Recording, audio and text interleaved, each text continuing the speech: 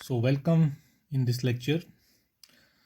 In this lecture we are going to discuss an important type of morphisms in a category, and these are called as isomorphisms. Okay, so first let me give the definition of an isomorphism in a category. So we must note that the notion of isomorphism, the category theoretical notion of an isomorphism is much general than the notion of isomorphisms in various mathematical structures, as you would be able to know from this lecture. So just start with the definition of an isomorphism.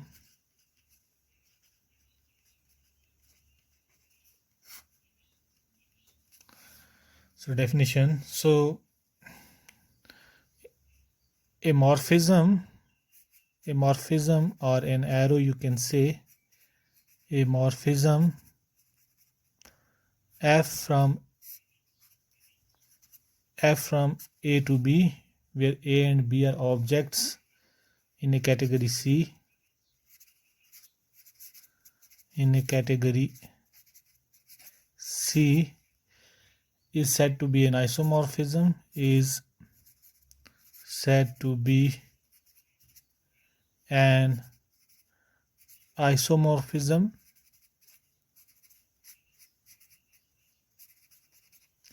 if I can find an arrow in the reverse direction. So if there exists a morphism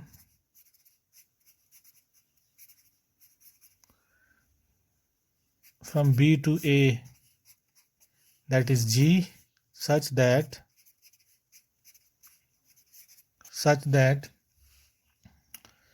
G composed with F is identity on A and F composed with G is identity on B. Okay, so this is the meaning of an isomorphism. A morphism is said to be an isomorphism if you get a morphism in the reversed. That means from the codomain of F to the domain of F, such that these two conditions are satisfied. Few important observations, and then we would go to take on some examples. So first observation is the uniqueness of isomorphism. So we have a proposition.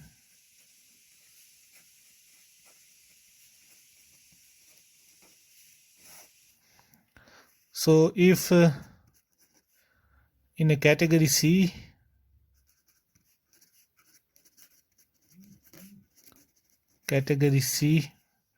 if I have a morphism F from A to B, that is F, and from B to C, from B to A in the reverse direction, suppose I have two morphisms G and H, such that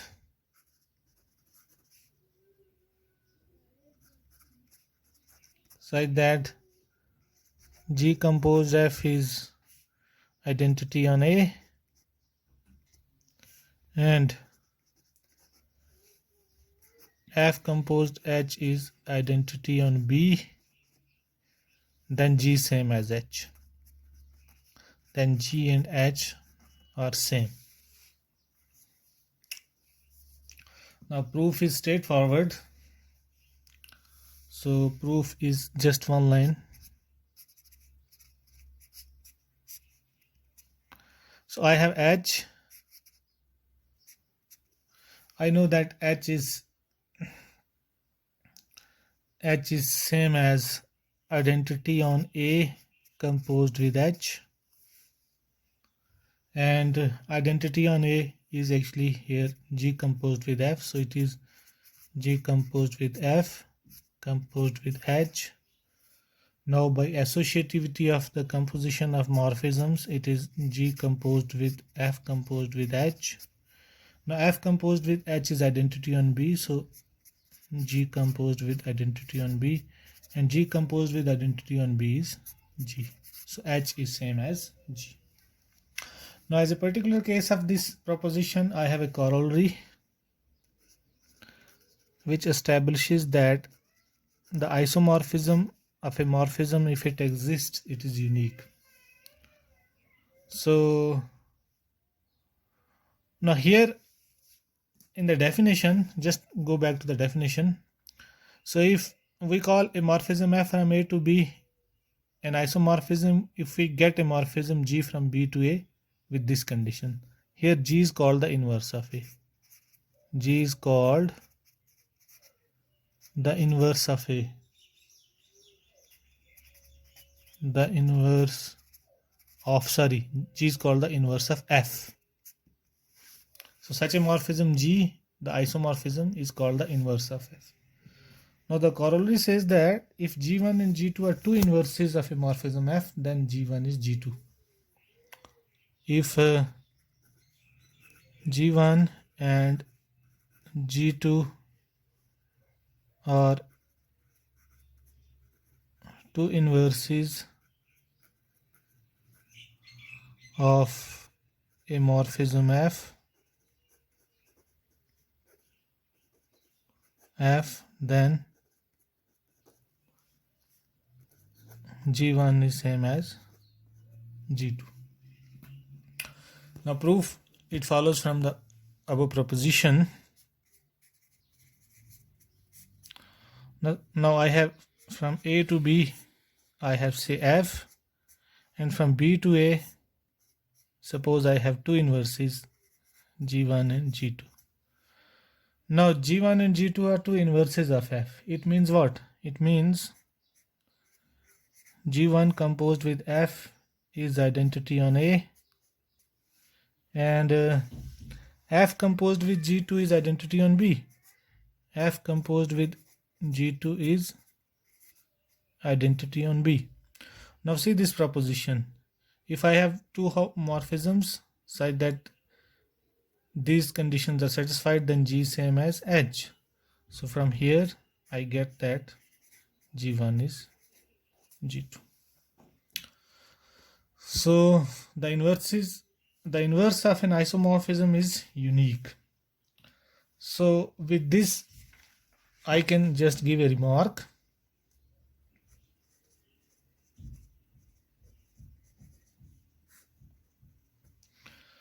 So due to the above corollary, the inverse of an isomorphism is unique. Thus the inverse of an isomorphism in a category,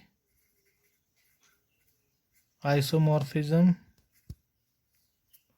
is unique, and if F is an isomorphism, then we denote the inverse of F by F inverse. From here onwards, this G is G, the inverse of F, we denote it by F inverse. Now we would go, as I mentioned in the beginning, that the notion of an isomorphism in a category is a general notion than the notion of isomorphism in various structures. In various structures, we know that the isomorphisms are bijective homomorphisms, bijective morphisms, you can say.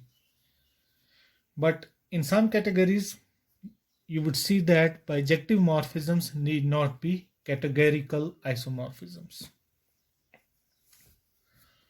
So even though categorical isomorphisms are bijective morphisms, but bijective morphisms need not be categorical isomorphisms. Now see some examples in this connection.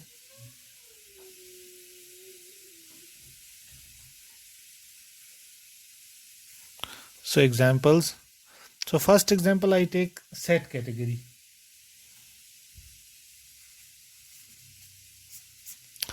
So in set category, suppose I have two sets A and B, and I say that f from A to B is an isomorphism.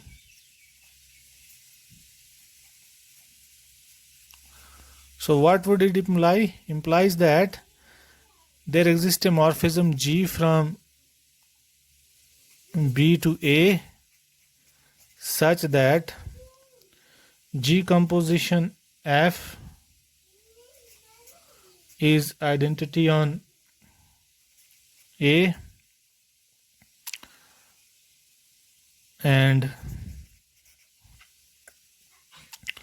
F composition G is identity on B, or you can say G you can take as F inverse.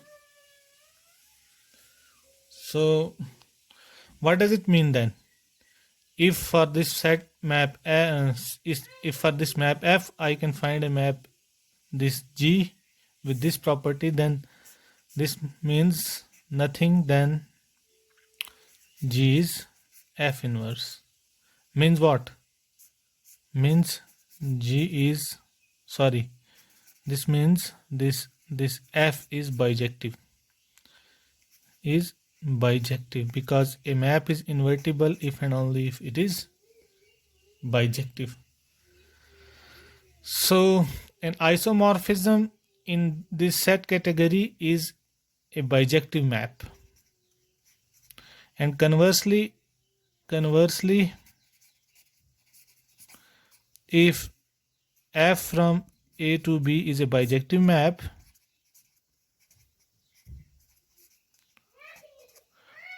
I know that F inverse from B to A exists. F inverse from B to A exists and it is also bijective.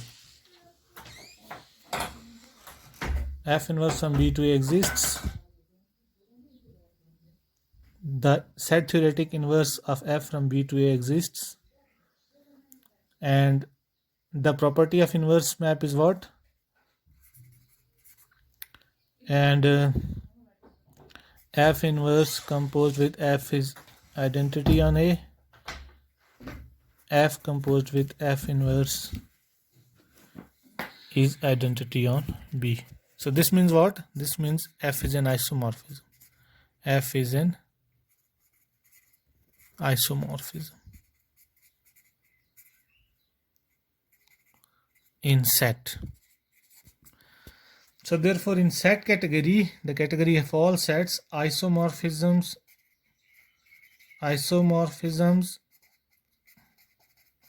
and bijective functions, they are same. Bijective maps. Isomorphisms are precisely bijective morphisms or bijective maps. Okay. Now if I take another category, say I take a category of structured sets and structured preserving maps. For example, I take this category of vector spaces. So VEC F, this category. Suppose I have two vector spaces V and W, and I say that F from V to W is a morphism, which is an isomorphism. Is an isomorphism. Isomorphism. What does it mean? In the first place, it is a linear mapping.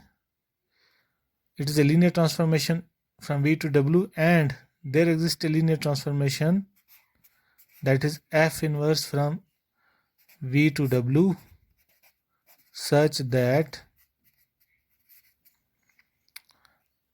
F inverse composed with F is identity on V and F composed with F inverse is identity on W. And what does it mean? It means that F is a bijective linear transformation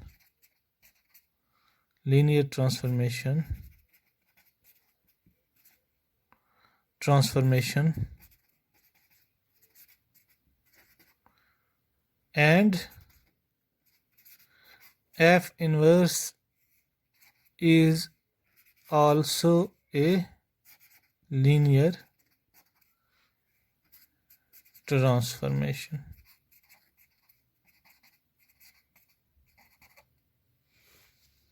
Okay. Now conversely, if I take a bijective linear transformation, so conversely let F from V to W be a bijective linear transformation.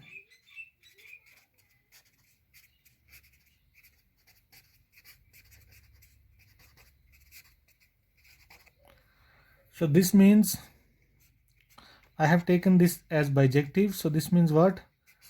F inverse from F inverse from W to V exists. From W to V exists and is also a linear transformation. Is also a linear. I know that the inverse of a linear transformation is a linear transformation. This is a well-known fact. So this means once I have taken a morphism F from V to W which is bijective and linear, then I get a morphism from W to V that is F inverse, and being a set theoretic inverse, it has the property that F inverse composed with F is identity on V and F composed with F inverse is identity on W. Means what? F is an isomorphism in the sense of category theory. So this means what? F is an isomorphism in VEC F. So given an isomorphism in VEC F, it is a bijective linear transformation. And given a bijective linear transformation in VEC F, it is an isomorphism. So this means what? In the category VEC F, so in this category VEC F, isomorphisms, the notion of isomorphisms is same as the notion of bijective linear transformation. Bijective linear transformations. Linear transformations. Okay. Now similarly, you can see that for groups. So in the category of all groups where morphisms are group homomorphisms, you can see that isomorphisms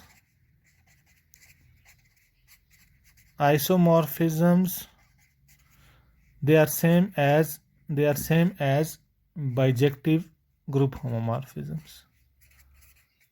Bijective group homomorphisms. So as an exercise for you, you can verify it. So, but now take this category of all topological spaces. So take top, the category of topological spaces. Suppose I have a topological space X and a topological space Y, and I say that F from X to Y is an isomorphism.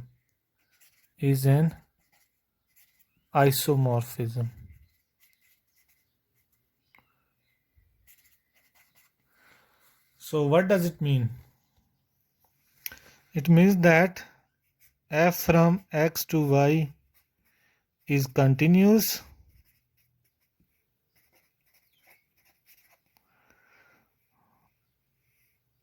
and So it's an isomorphism means what? I am getting a map, an arrow from y to x, that is F inverse, such that this F composed with F inverse is identity on X and F inverse composed with F is identity on Y. But once I am getting F inverse from Y to X, a morphism in top means what? F inverse is also continuous, because the morphisms in top, they are continuous maps. And F is continuous. So F is continuous and bijective such that F inverse is also continuous.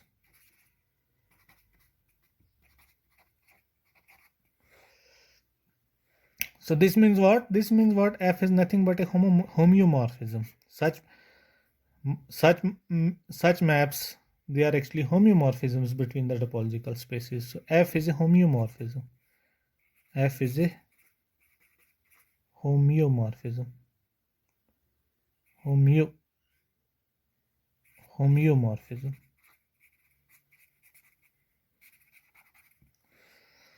So in top category, in isomorphism, F is a homeomorphism. And conversely,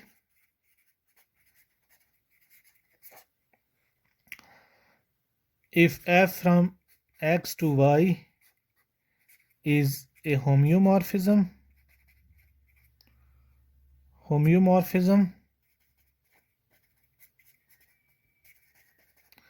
means what? F from X to Y is continuous, so F is continuous. So F inverse exists and which is also continuous. F inverse exists and it is continuous.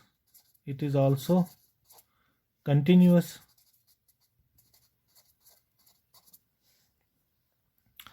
So this means what? Once F inverse exists, so I am able to get a F inverse exists and continues. Means what? F inverse from X to Y is a morphism in top. Is a morphism in top. And once it is a morphism in top and it is the inverse of set theoretic inverse of F, I know that by definition of set theoretic inverse, F composed with F inverse is identity on X, and F inverse composed with F composed with F inverse is identity on X, F inverse composed with F is identity on Y. Means what? Means F is an isomorphism in top. F is an isomorphism in this category, top category of all topological spaces. So this means what? This means in top category, in top, isomorphisms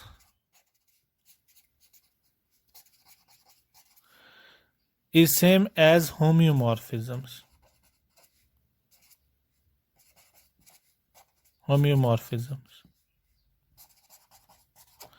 But one thing we must note that, as we have seen in previous cases, isomorphisms were bijective morphisms. Okay, we have seen that in VAC F or in set, isomorphisms were what? Isomorphisms were actually bijective morphisms.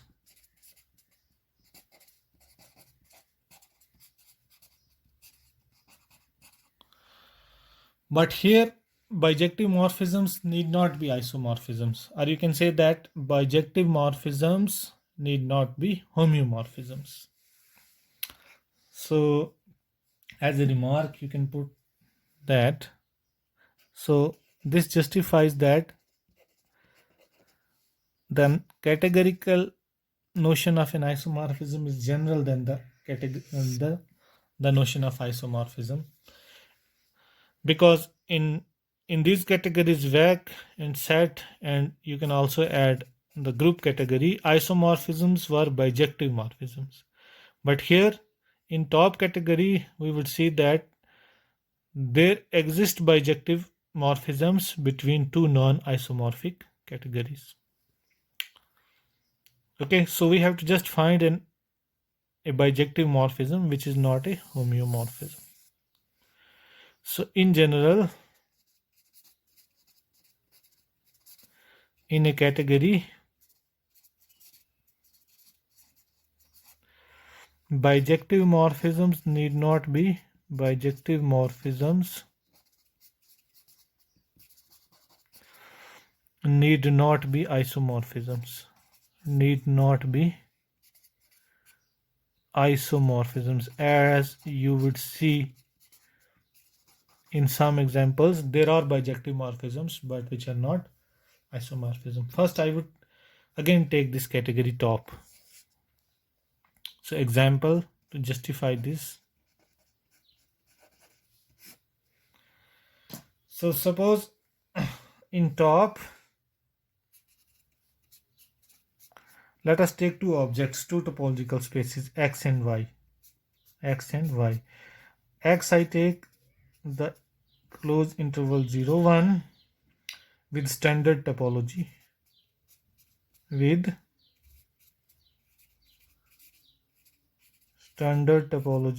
defined on X, and Y I take X but with a different topology.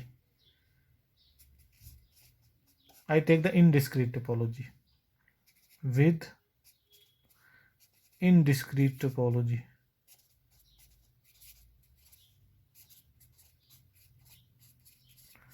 Indiscrete topology means the only open sets are the empty sets and the whole set X itself. So let F from X to Y be the identity map, with the identity map. We know that the identity map is bijective. Okay, so this means F is bijective.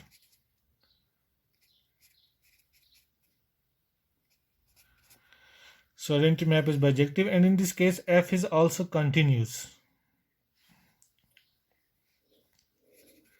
And in this case F is continuous.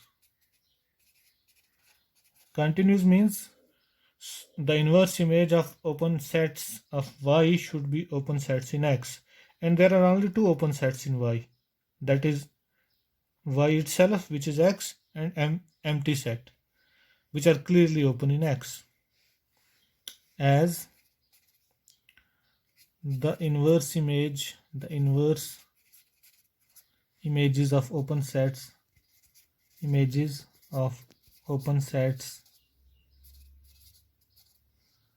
the inverse images of open sets in Y are open in X. So this means F is a morphism. So this means F is a bijective morphism in top. So F is a bijective morphism in top. So this means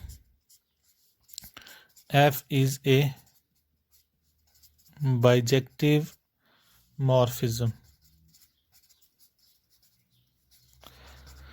But F is not an isomorphism, as it is not a homeomorphism, because we have just seen that isomorphisms here are isomorphisms in top, they are homeomorphisms. But F is not an isomorphism, but F is not a homeomorphism,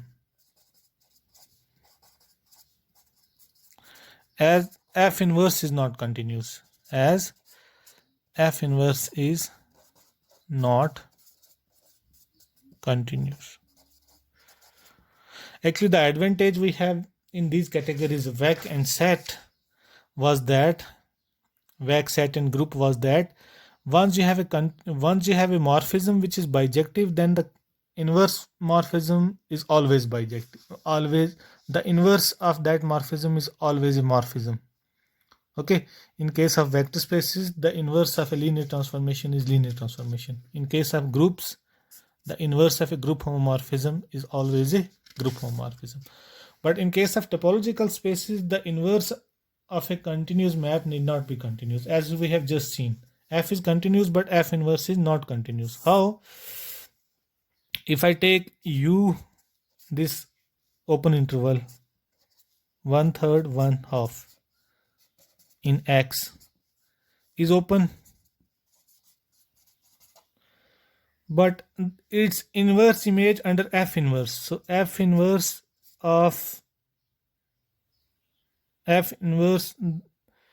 the inverse image of this under F inverse. So F inverse whole inverse of U. Now since F is identity, so it is F of U. So F of U, so it is actually same as U. So but U is not open in Y, but U is not open in Y. Why? Because the only open sets of Y are Y itself and the empty set. So this is not open in Y. So this means F inverse is not continuous. F inverse is not continuous. So this means F inverse is not a morphism. Even though F is a bijective morphism, but F inverse is not a morphism. So in general, bijective morphisms need not be isomorphisms. This is also true in posets. The same example also can be extended to posets. So in posets, you have bijective posets, bijective morphisms, but which are not isomorphisms. Now take this category of posets. Category of all posets. Okay. So what are the isomorphisms of posets? Suppose I have a poset P and a poset Q, and F from P to Q is a morphism. I say that this means what? Morphisms in the poset category, they are monotone maps. F is monotone. Monotone means if P less than or equal to P dash implies Fp less than or equal to Fp dash in Q. So F is a morphism. Now I say that F is an isomorphism, means I get back F inverse from P to Q, which is also monotone, such that F inverse is monotone. Monotone means again Q less than or equal to Q dash implies F inverse Q less than or equal to F inverse Q dash, whereby less than or equal to I mean the order on P and Q. So this less than or equal to is the order of the poset P and the poset Q. And once it is an isomorphism, means F composed with F inverse is identity on Q, and F inverse composed with F is identity on P. And F is also bijective.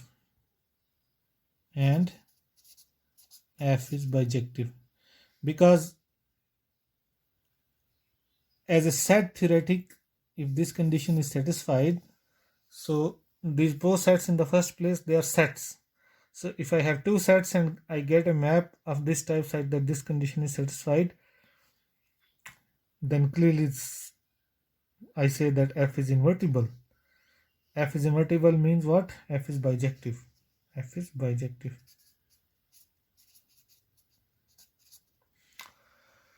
Okay. So if F is an isomorphism between two posets, means F is monotone, F is inverse is monotone, F is bijective, and from F inverse monotone I have this condition. Now if I say this as star and if I say this as double star, now from star and double star you can deduce this. So star is what? Star is P less than or equal to P dash implies Fp less than or equal to Fp dash. So suppose I have Fp less than or equal to Fp dash. Now I apply F inverse on this. So this means because F inverse is monotone, so it should respect the order F inverse F of P less than or equal to F inverse Fp dash. So this means what? This means P is less than or equal to P dash. Okay, so F was having the property that P less than or equal to P dash implies Fp less than or equal to Fb dash. But here I am getting the order being preserved in the reverse direction also. Fp less than or equal to Fp dash implies P less than or equal to P dash. So this means what? This means that I have this property. P less than or equal to P dash if and only if I have the order being preserved in both the directions. So such mappings, they are called as order embeddings. Order embeddings. So in this category posets, F and F isomorphism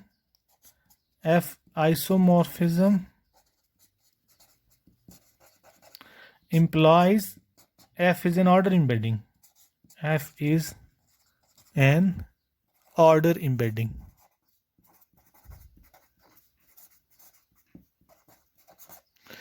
And conversely, if F is an order embedding,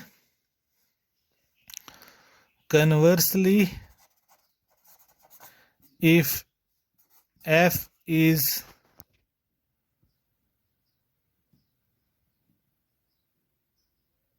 an order embedding, is conversely if F is a bijection,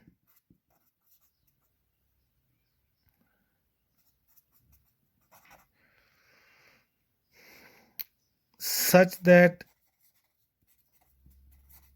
F is order embedding,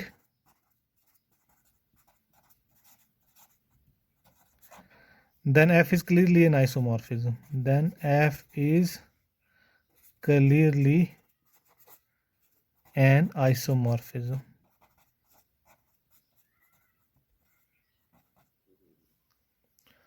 So therefore, in posets, in the category posets, isomorphisms are same as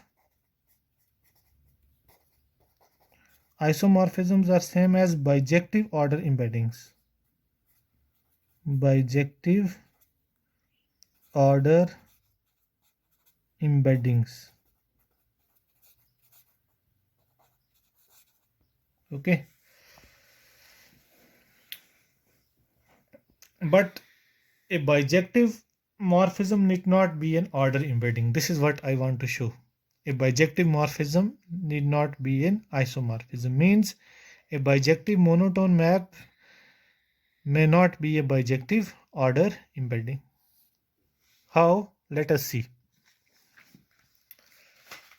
Suppose I take the poset P as, say, consisting of three elements A, B, C, where I assume the order on this P as this: A less than or equal to B and A less than or equal to C. And reflexivity is assumed. I always assume that A less than or equal to A, B less than or equal to B, C less than or equal to C. So this can be trivially seen as a partial order on this P.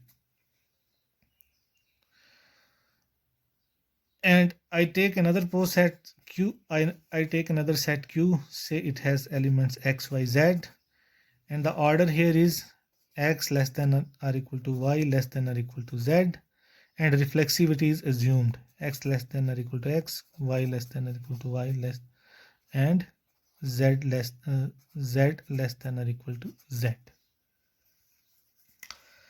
So this is also easily seen to be a partial order on Q. So I have two pose sets P and Q. Okay. Now let f from P to Q I defined in this way. So this is P, this is Q. So here I have A, B, C. I define the identity map actually. Okay, X, Y, Z. So suppose A goes to X, so this is our F, B goes to Y,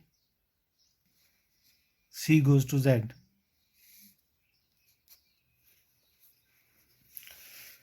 So clearly F is bijective. F is bijective. And F is a morphism. F is monotone. And monotone, you can easily check. So it is bijective and monotone, so therefore it is a morphism. But its inverse is not a morphism. Its inverse is not monotone. But F inverse is not a morphism because F inverse is not monotone. How? Now in Q, I have the order that x less than or equal to y less and y less than or equal to z. So in Q, I have y less than or equal to z. But F inverse y is what? F inverse y in P is B. And F inverse Z is what? F inverse Z is C. But in P, B is not related with C. B is not less than or equal to C.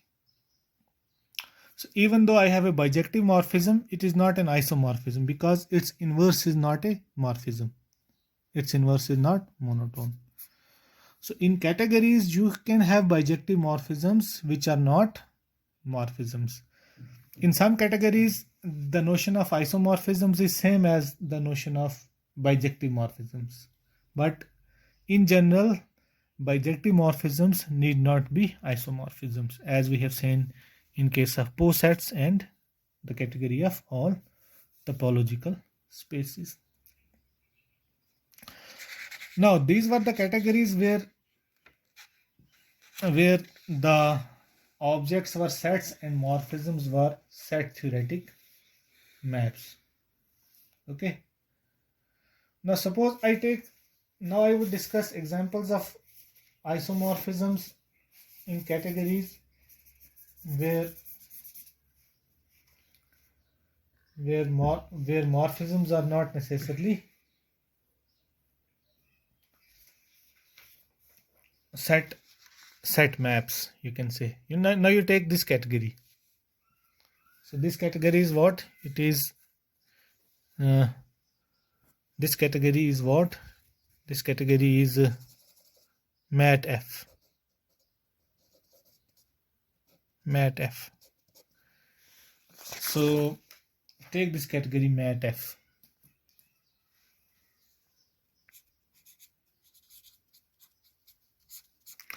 So what are isomorphisms of mat F?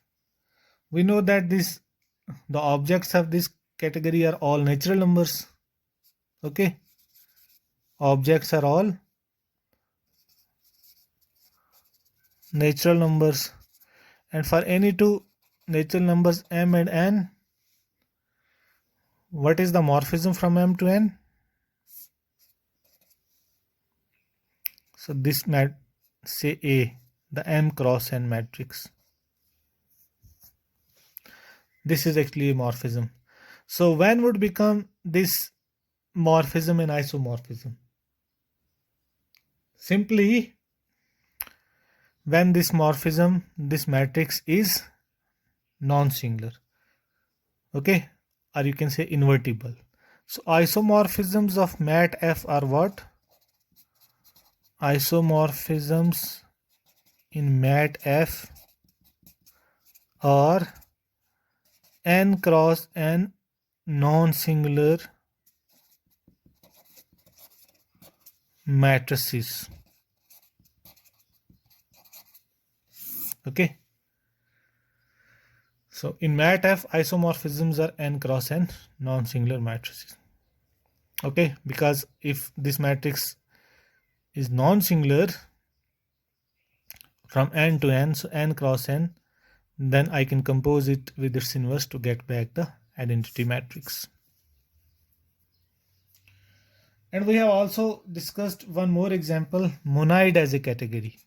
We have also discussed monoid as a category in the examples. Monoid as a category was, what was the objects? Objects was M itself, and morphisms were what? All the elements of this monoid M, they were morphisms. Okay. Now what would be the isomorphisms of monoid as a category?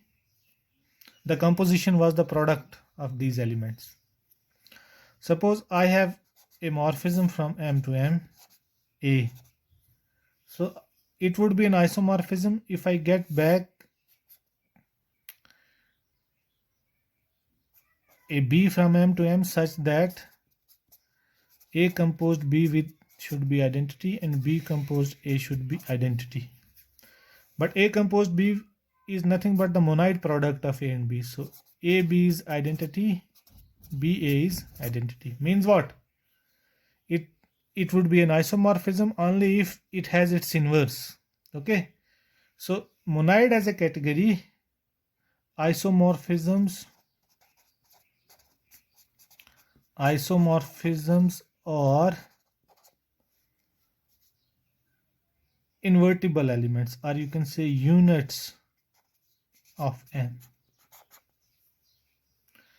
And every element of M would be an isomorphism if and only if M is a group, because in group we know that every element is invertible. And every element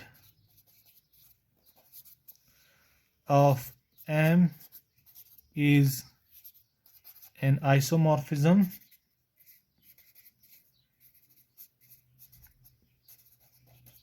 if and only if M is a group.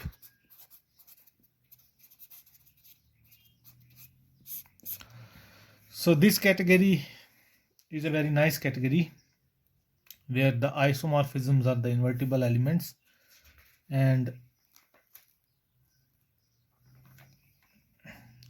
every element would be an isomorphism if and only if this monoid M is a group. So we would end this lecture with a small observation about isomorphisms. So the observation I would leave for you as an exercise. The proof of this is an exercise. So let us see this proposition. So I would just write the statement. Proof is an exercise for the students. So statement is that proposition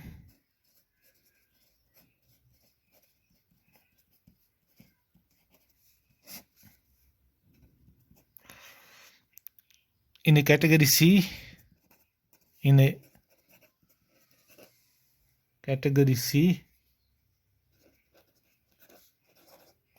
so there are two things, A to B. Suppose I have F is an isomorphism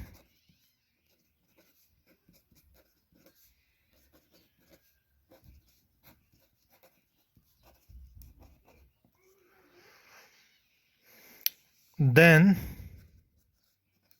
so is its inverse from B to A. So the inverse of an isomorphism is again an isomorphism. Second, the composition of two isomorphisms is again an isomorphism. So if A to B, I have an isomorphism F, and B to C, I have an isomorphism G, or isomorphisms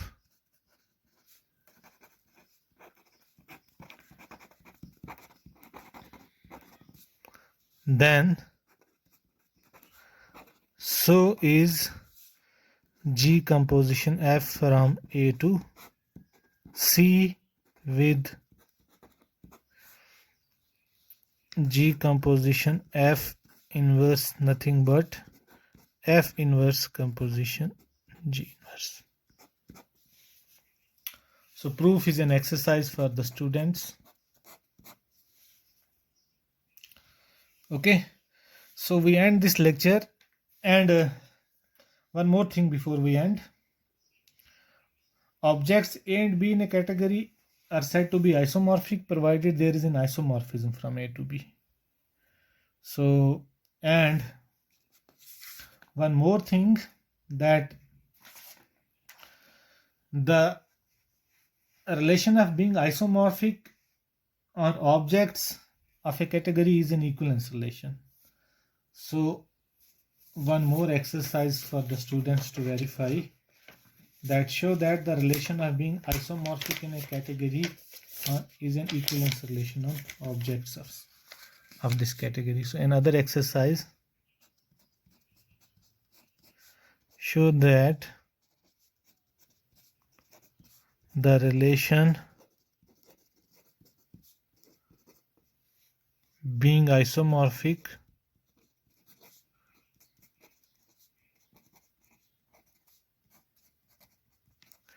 defined on objects of a category C is an equivalence relation.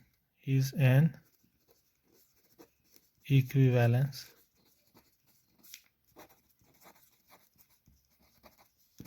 So we end this lecture with the note that the definition of isomorphism is in a category is abstract in the sense that it makes use only of category theoretic notions, means just morphisms and their compositions, rather than some additional information of arrows.